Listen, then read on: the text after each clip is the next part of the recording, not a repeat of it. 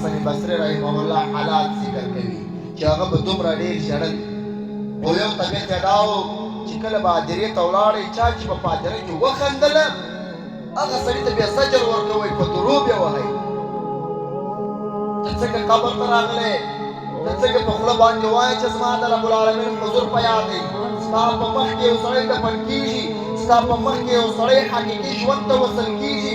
ستا په مخ کې یو سړی په غټه ابتلا کې راګرځېږي چې اوس هغه ابتلا ده چې په قبر کې به یادوي کامیاب یا به ناکام وي او ستا خوله د خندا ډکه ده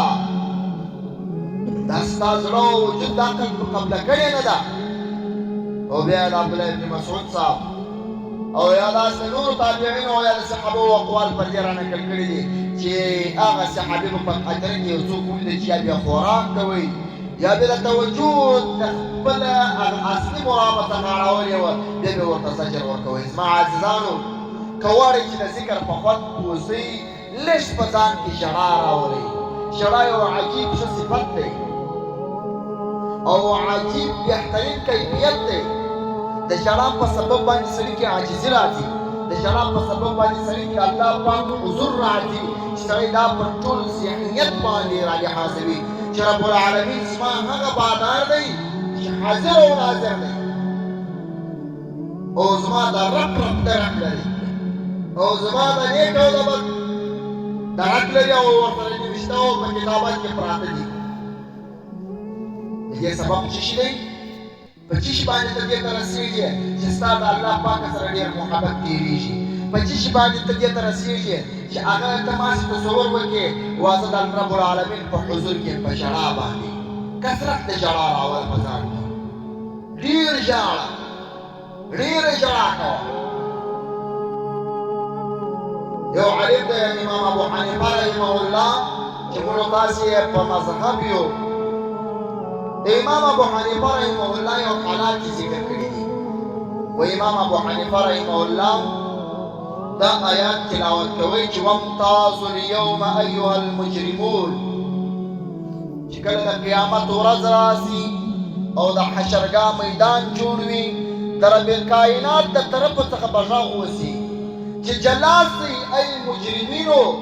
د پاکانو انسانانو ته جلاسي امام ابو حنیفه رحمه الله دومره وژړل ویژړل تر داسې وخت یې وژړل چې ځای پر ځای بېهوشه راواوښتی دا زموږ استاسې د مذهب مهذب امام دی څه وجه ده د الله پاک وهم یې په زړه کې راګرځېدلی و د ژړا سبب و چې دې ځای ته ځان رسولی و نو که تاسې غواړئ چې په ځان کې کمان راولئ او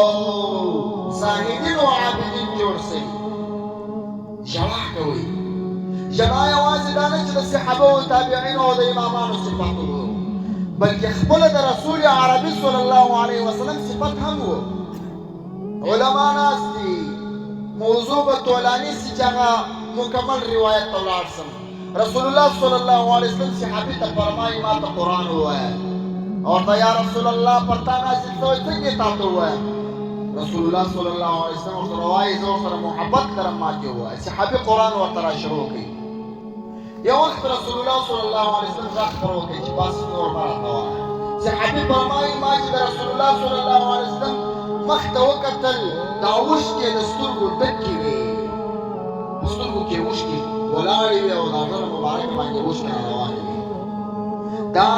امام شاعراني صاحب په دې ځای باندې بیانې کړي دي چې د قرآن پاک سره ژړا سنت طریقه ده چې قرآن پاک په دومره حضور ووایه او په تا کې دومره انقلاب راولي چې ستا ورسره اوښکې بهیږي شي دا د رسول الله صلی الله علیه وسلم سنت طریقه ده د الله په محبت کې او د الله څخه د وهمه او د الله پاک د هغه جلالیه صفتونه او د الله پاک هغه قهریه صفتو څخه ژړا کول دا د مسلمان صوفي عادت دی